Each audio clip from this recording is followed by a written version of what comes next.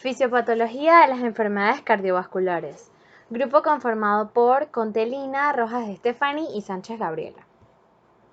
Objetivos. Como objetivo general tenemos comprender y explicar las fisiopatologías cardiovasculares.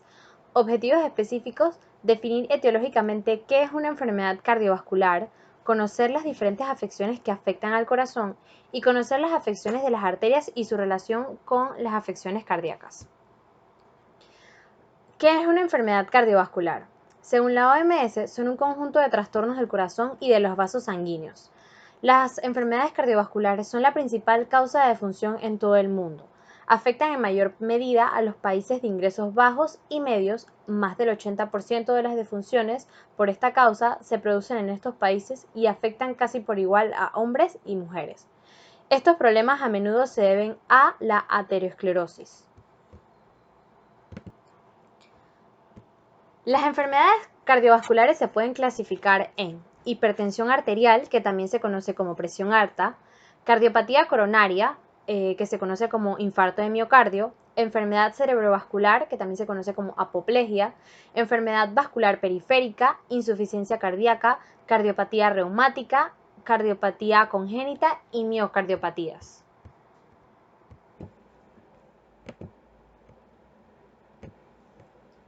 Enfermedades arteriales.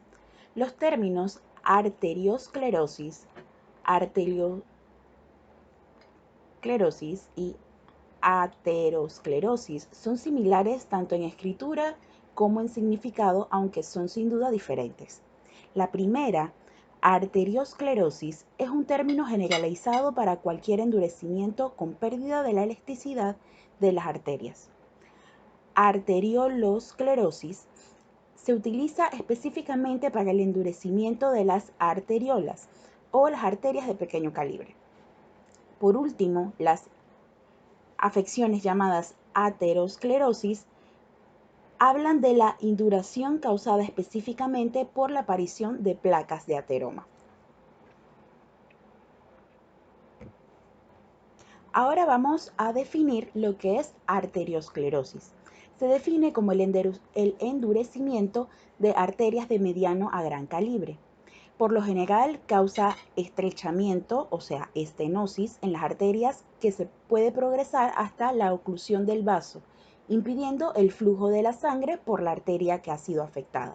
Entre los factores de riesgo encontramos la edad, el tabaquismo, la hipertensión, hiperglucemia, dislipidemias como la hipercolesterolemia, la predisposición familiar a tener esta patología, la obesidad, el perímetro abdominal que sea mayor de 101 centímetros para hombres o 89 centímetros en mujeres, el aumento de la homocisteína en plasma, los factores relativos a la hemostacina y trombosis, niveles elevados de proteína C reactiva.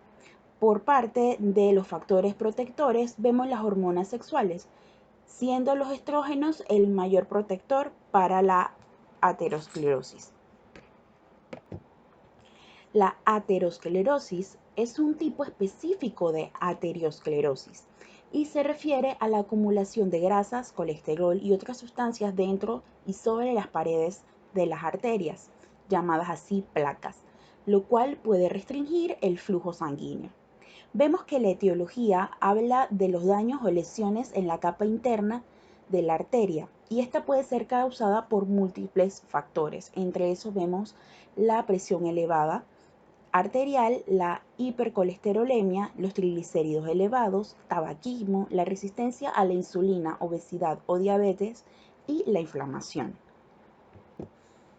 Ahora vamos a explicar la fisiopatología, que sería la formación de la placa aterosclerótica.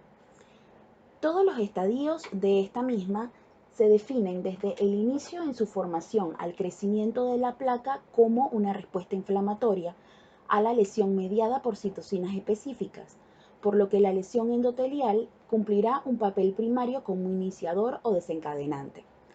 La aterosclerosis afecta de manera preferencial algunas partes de la arteria, específicamente aquellas en donde el flujo laminar o no laminar o turbulento pueda promover la disfunción del endotelio.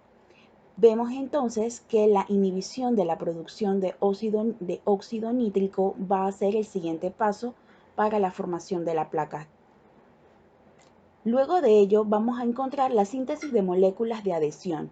Esta va a partir de que éstas se recluten y fijen células inflamatorias a lo largo del tracto que está siendo afectado de la arteria. Entre los múltiples factores de riesgo, como el estrés oxidativo, la angiotensina 2, las infecciones y la inflamación sistemática, también inhiben la producción de óxido nítrico y estimulan la producción de las moléculas de adhesión, citocinas proinflamatorias, proteínas y vasoconstrictores.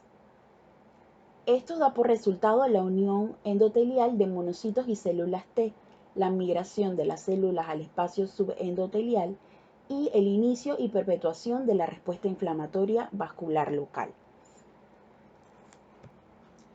Los monocitos presentes en el subendotelio se transformarán a macrófagos.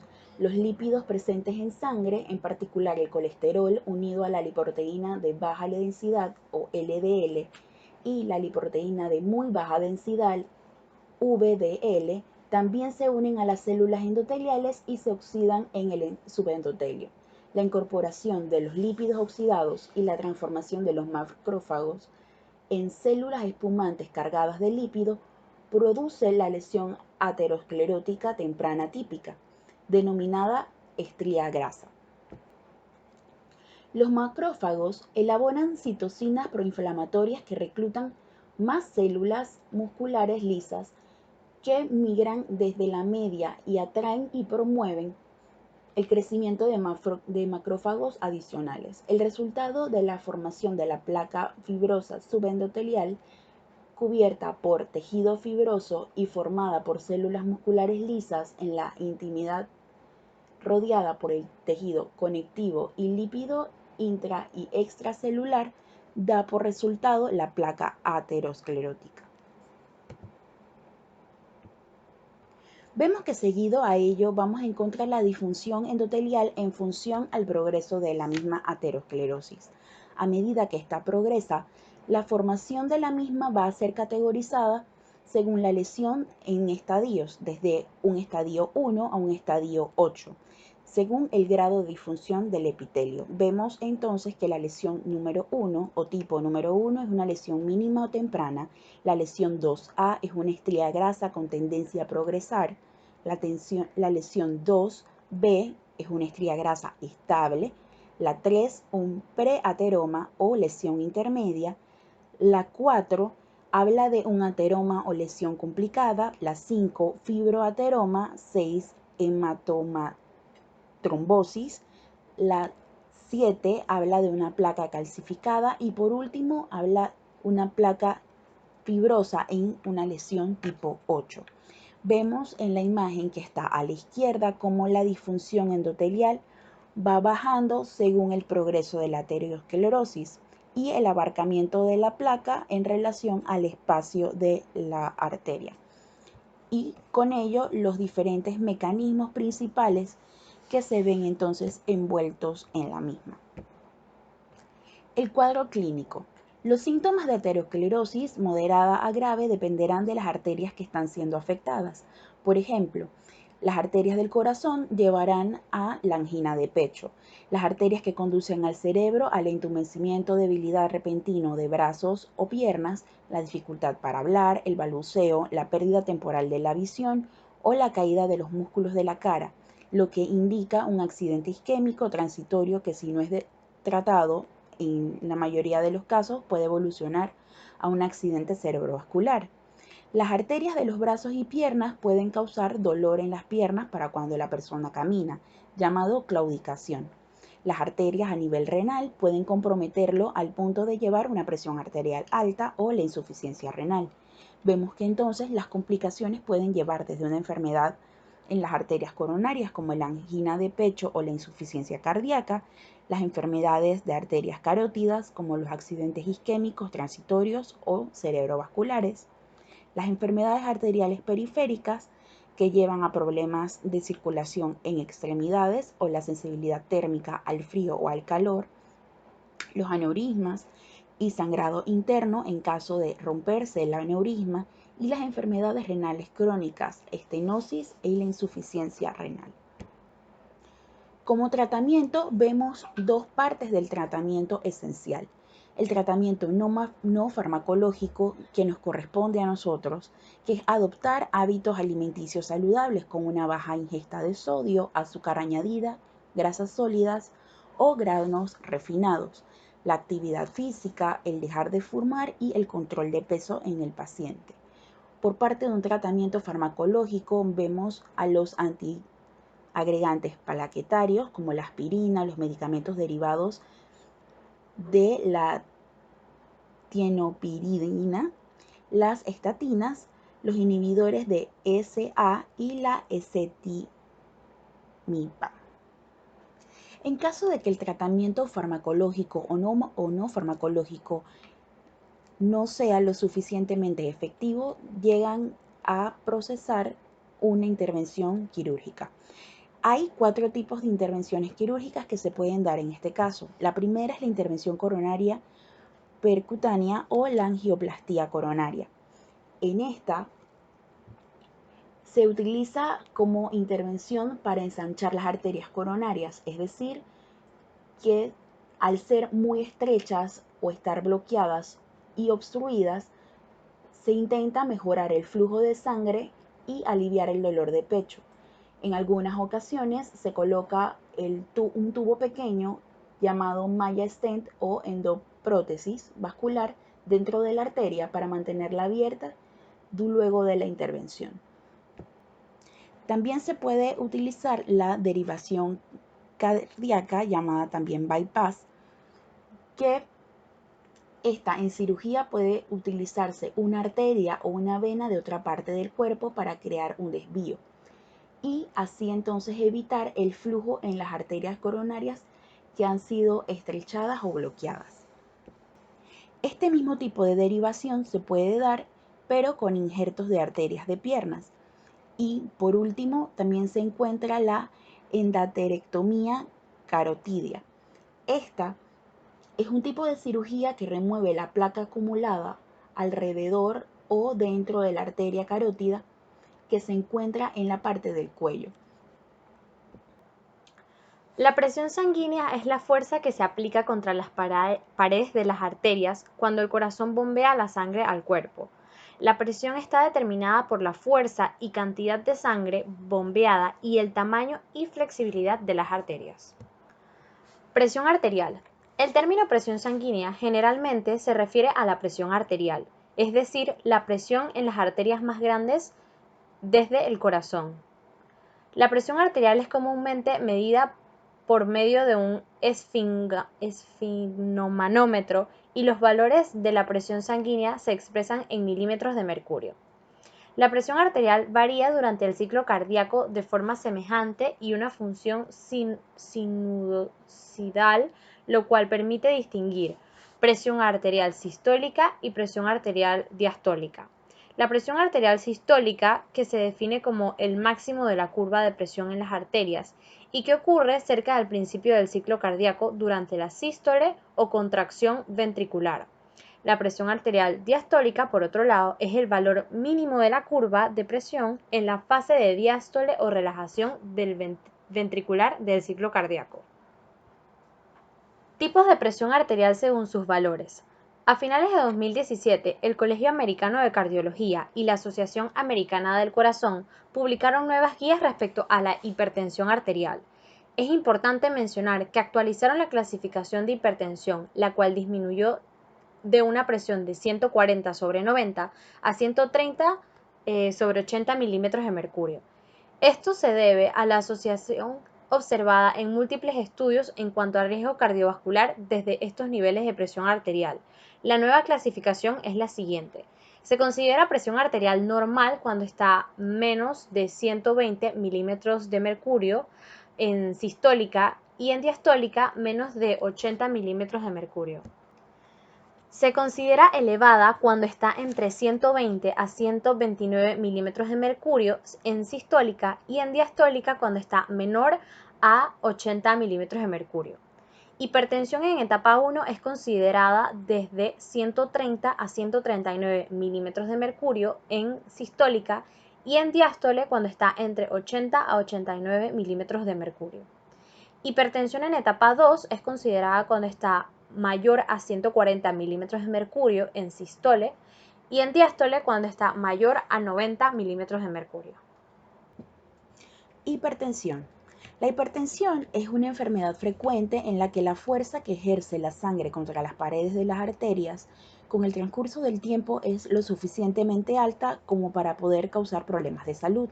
Entre los factores de riesgo que se encuentran para sufrir la hipertensión está la edad, la ascendencia africana, antecedentes familiares, el sobrepeso u obesidad, la poca actividad física, el tabaquismo, la alta ingesta de sodio, poca ingesta de potasio, el alto consumo de alcohol, el estrés y las enfermedades crónicas como la enfermedad renal, diabetes y la apnea de sueño. Entre los factores determinantes de la hipertensión arterial, vemos que la característica hemodinámica fundamental de la hipertensión primaria es el aumento persistente de la resistencia vascular, que ésta puede alcanzar a través de diferentes vías. Vemos el gasto o débito cardíaco. El gasto o débito cardíaco habla de la cantidad de sangre que bombea el corazón durante cada minuto por la vía aorta. El gasto cardíaco puede aumentar por aumento del volumen sanguíneo, es decir, la precarga, de la contractilidad del corazón por estimulación nerviosa y de la frecuencia cardíaca. Gracias a la autorregulación, el proceso por el que el gasto cardíaco elevado se transforma a un aumento persistente de la resistencia periférica vuelve el gasto calórico a niveles cercanos a los basales y no se mantiene arriba. Por su parte, la resistencia periférica total hace referencia a la resistencia que ofrece el sistema vascular, excluido todo el circuito pulmonar, al flujo de sangre. La principal causa de hipertensión es el aumento de la resistencia periférica, que reside del aumento del tono vascular de las arteriolas distantes de resistencia. Esto dependerá de la actividad constrictora o dilatadora de las arteriolas, el eje renina-angiotensina y de la propia magnitud del gasto cardíaco, entre otros. En un cuadro de hipertensión arterial, este siempre se verá aumentado. En consecuencia de ambas, son operadores para el control de la hipertensión o de la presión arterial en sí, que se deben a sistemas de mecanismos de regulación mucho más complejos relacionados entre sí y tienen a su cargo múltiples funciones específicas. Sistema de control. Los sistemas de control son múltiples mecanismos fisiológicos conocidos que intervienen al control de la presión arterial y que al mantener una estrecha interrelación garantizan la homeostasis del organismo. Estos pueden estar divididos en tres. Están los nerviosos que actúan rápidamente, es decir, en segundos, el sistema de regulación de acción intermedia que tarda minutos y los mecanismos de largo plazo, es decir, horas y días. Vemos cómo los nerviosos que actúan rápidamente son 5. Primero están los barroreceptores, están los quimiorreceptores, la respuesta isquémica del sistema nervioso central, los receptores de baja presión y otros mecanismos de respuesta rápida como la participación de los nervios y músculos esqueléticos y las ondas respiratorias. Por su parte, vemos el sistema de regulación de acción intermedia, que está compuesta también por 5. La vasoconstricción por el sistema renina-angiotensina, la relajación de los vasos inducido por estrés, el movimiento de los líquidos a través de las paredes capilares, la vasoconstricción noradrenina-adrenalina y la vasoconstricción vasopresina. Por último, vemos los mecanismos de largo plazo, que vienen a ser 3. El control renal, el sistema renal líquidos corporales y el sistema renina, angiotensina, aldosterona. ¿Cómo reconocer a un paciente con hipertensión? El cuadro clínico comprende de muchos puntos. El primero es un dolor fuerte de cabeza, seguido por náuseas o vómitos, confusión, cambios en la visión, sangrado nasal repentino, el dolor en el dorso del cuello, vértigo, latido irregular, la falta de aire y lo que es muy importante al momento de ser medido, una o ambas presiones están por arriba de los 120 a 80 milímetros de mercurio. Existen muchas complicaciones para el paciente que tiene hipertensión. Entre esas vemos el accidente cerebrovascular, la aterosclerosis, tener un aneurisma, la insuficiencia cardíaca, la hipertrofia ventricular izquierda, los vasos sanguíneos debilitados y el estrechamiento en el área de los riñones, los vasos engrosados, estrechados o desgarrados en el área del ojo, la pérdida de la visión, el síndrome metabólico, problemas con la memoria o el entendimiento y la demencia vascular. La hipertensión en la mayoría de los casos no puede ser curada, pero sí puede ser regulada o controlada. Para lograrlo se necesita seguir un tratamiento regular de por vida para bajar la presión y mantenerla estable. Esto comprende de un tratamiento farmacológico y no farmacológico. En el tratamiento farmacológico vemos múltiples medicamentos que han de ser combinados para entonces conseguir que el paciente mantenga la presión lo más baja posible o que no sobrepase el límite adecuado. Entre esos vemos los diuréticos de tiazida, los inhibidores de la enzima convertidora de angiotensina, los bloqueadores del receptor angiotensina 2, los bloqueadores de calcio y otros. Por su parte, el tratamiento no farmacológico es muy efectivo. Entre eso vemos el reducir el peso corporal si se tiene sobrepeso, la reducción de sal en consumo de 4 a 6 gramos día, que va oscilando a una cucharadita, el reducir la ingesta de alcohol. En ello vemos que las mujeres deberían consumir menos de 140 gramos por semana y los hombres 210 gramos por semana. La realización de actividad física mínimo 3 veces por semana, la reducción del consumo de café, consumir alimentos ricos en potasio como legumbres, frutas y verduras, abandonar el hábito de fumar y seguir una alimentación saludable rica de ácidos grasos poliinsaturados y pobre en grasas sólidas. Y por ello podemos mencionar la dieta DASH, que es una dieta elaborada precisamente para tratar esta patología. Vemos en el lado izquierdo de la presentación el decálogo de la prevención para no tener hipertensión, que es un seguimiento de 10 pasos que comprende de un primer paso que habla de evitar el sobrepeso y la obesidad.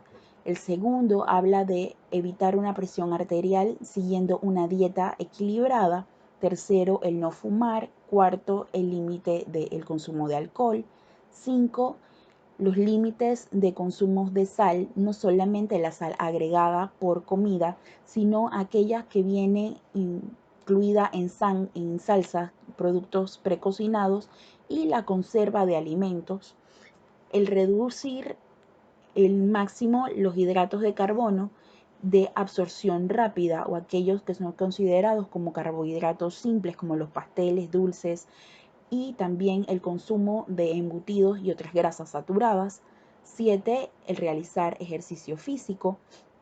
8, el límite de café o estimulantes, llámense té, chocolate, bebidas energéticas. 9, controlar periódicamente la presión con el seguimiento.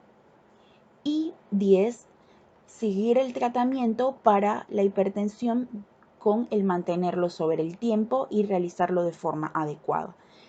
Si lográramos que todos los pacientes que sufren de hipertensión siguieran el decálogo, es muy seguro que podrían llevar una vida regular, activa y normal sin tener que estar presentando cuadros seguidos de presión arterial alta. Enfermedad cerebrovascular. Un accidente cerebrovascular Ocurre cuando se interrumpe o reduce el suministro de sangre que va a una parte del cerebro. Esto impide que el tejido cerebral reciba oxígeno y nutrientes. En cuestión de minutos, las neuronas cerebrales empiezan a morir. La enfermedad cerebrovascular se puede dividir en tres grandes subtipos. Voy a mencionar la frecuencia de estos subtipos y los subtipos. La isquemia es el primero, que representa un 80%, la hemorrágica representa un 15 a un 20% y la trombosis venosa cerebral, que representa un 5%. Al estudiar la isquemia, que representa un 80%, se puede dividir también en isquemia cerebral transitoria, que representa un 20%, o puede haber un infarto cerebral, que es la mayoría de los casos, pues un 80%.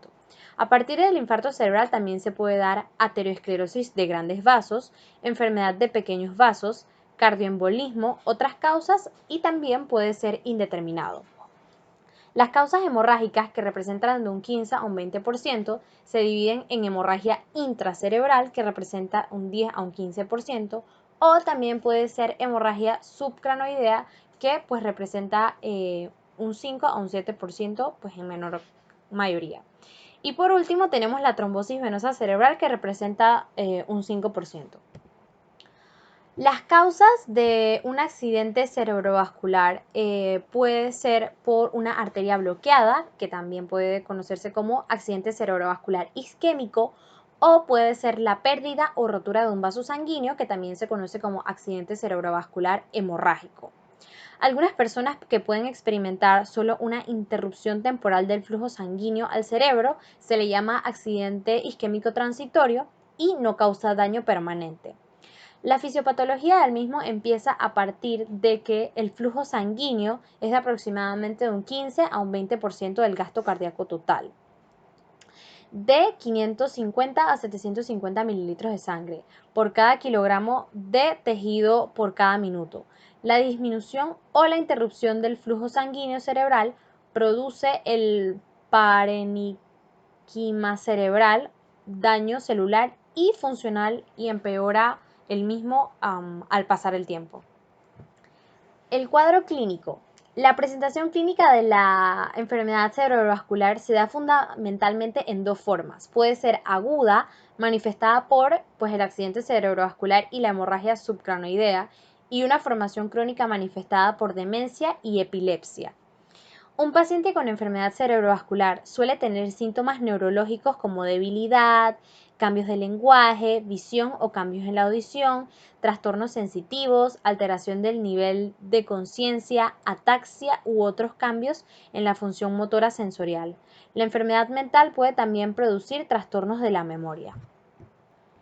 Insuficiencia coronaria. La enfermedad coronaria, que también se conoce como enfermedad de las arterias coronarias, es cuando las arterias que suministran sangre rica en oxígeno al músculo cardíaco, que es el músculo del corazón. La placa está formada por grasa, colesterol, calcio y otras sustancias que se encuentran en la sangre. Cuando la placa se deposita en las arterias, produce una enfermedad llamada aterosclerosis, y pues es el depósito de la placa que produce se produce en el transcurso de muchos años. Etiología. La principal causa de la enfermedad coronaria es el estrechamiento de las arterias coronarias que irrigan el corazón a causa de la arteriosclerosis. El depósito de la placa en las arterias coronarias puede comenzar en la niñez. Con el tiempo, la placa puede estrechar o bloquear completamente algunas arterias coronarias, y esto reduce el flujo de sangre rica en oxígeno que llega al músculo cardíaco. Otras causas también son el hábito de fumar, el alto consumo de grasa, el colesterol en la sangre elevado también afecta. La presión arterial alta y por último la diabetes también puede afectar. Al estudiar la fisiopatología tenemos que principalmente esta enfermedad se da por la aterosclerosis. Entonces, en la etiopatogenia se da el estrechamiento de los vasos coronarios. A partir de esto entonces se crea la placa de ateroma, y a partir de ahí entonces se puede romper la placa coronaria y esto puede provocar una trombosis. Los factores de riesgo se pueden clasificar en modificables e inmodificables. En los modificables vamos a tener el colesterol elevado, la hipertensión arterial, el tabaco, la diabetes mellitus, anticonceptivos orales. En los inmodificables está la edad, la herencia y el género. Cuadro clínico. Estas se pueden agrupar en 4 grandes grupos o categorías, de las cuales son: angina de pecho, que es donde la obstrucción del riego arterial no es lo suficientemente persistente como para causar la muerte del tejido muscular cardíaco. Hay 3 tipos, que son la angina estable, la de Prinzmetal y la inestable. El infarto de miocardio, en este caso, la obstrucción del riego arterial es lo suficientemente duradera o persistente como para causar necrosis tisular isquémica del miocardio. La cardiopatía isquémica coronaria, que es cuando los pacientes generalmente han sufrido uno o más ataques cardíacos y han sobrevivido a ellos, pero continúan teniendo problemas cardíacos debido a la parte del miocardio que se infartó. Muerte súbita cardíaca es el paro cardíaco en el cual se presentan síntomas en unas horas antes de la muerte o no se presentan nunca estos síntomas. Insuficiencia cardíaca, ¿qué es? Es una afección en la cual el corazón ya no puede bombear sangre rica en oxígeno al resto del cuerpo de forma eficiente. Esto provoca que se presenten síntomas en todo el cuerpo. La insuficiencia cardíaca casi siempre es una afección prolongada, crónica, pero se puede presentar repentinamente. Su etiología. La insuficiencia cardíaca ocurre cuando su miocardio no puede expulsar la sangre del corazón muy bien. Esto se denomina insuficiencia cardíaca sistólica o insuficiencia cardíaca con una fracción de eyección reducida. El miocardio está rígido y no se llena de sangre fácilmente. Esto se denomina insuficiencia cardíaca diastólica o insuficiencia cardíaca con una eyección preservada. Sus síntomas: falta de aire, disnea, fatiga y debilidad, edema, latidos del corazón rápido, tos o sibilancia constante, ascitis, falta de apetito y náuseas. Entre sus causas tenemos que la enfermedad de la arteria coronaria es un estrechamiento o bloqueo de los pequeños vasos sanguíneos que suministran sangre y oxígeno al corazón. Esto puede debilitar el miocardio, ya sea a lo largo del tiempo o repentinamente. La presión arterial alta que no esté bien controlada, que puede llevar a que se presenten problemas de rigidez o eventualmente llevar al debilitamiento del músculo. Como dato, la enfermedad puede afectar únicamente el lado derecho o el lado izquierdo del corazón. Los tipos de insuficiencia cardíaca. Tenemos insuficiencia cardíaca izquierda. Su descripción sería que puede acumularse el líquido en los pulmones, lo que hará que tenga falta de aire. La insuficiencia cardíaca derecha: puede acumularse líquido en el abdomen, en las piernas y en los pies, lo que causará hinchazón. Insuficiencia cardíaca sistólica: el ventrículo izquierdo no puede contraerse vigorosamente, lo que indica un problema de bombeo. La insuficiencia cardíaca diastólica, también llamada insuficiencia cardíaca con fracción de eyección preservada. El ventrículo izquierdo no puede relajarse ni llenarse por completo, lo que indica un problema de llenado. Sus factores de riesgo: presión arterial alta, ataque cardíaco, diabetes, algunos medicamentos para la diabetes, apnea de sueño, virus, valvulopatía, tabaquismo, alcoholismo y obesidad. Sus complicaciones serían daño o insuficiencia renal, problemas en las válvulas cardíacas, problemas del ritmo cardíaco y daño hepático. Como prevención tenemos no fumar, consumir alimentos saludables, mantener un IMC normal, reducir y controlar el estrés y controlar ciertas afecciones. ¿Qué es la cardiopatía reumática? También conocida como enfermedad reumática del corazón. Es una condición de daño permanente a las válvulas cardíacas.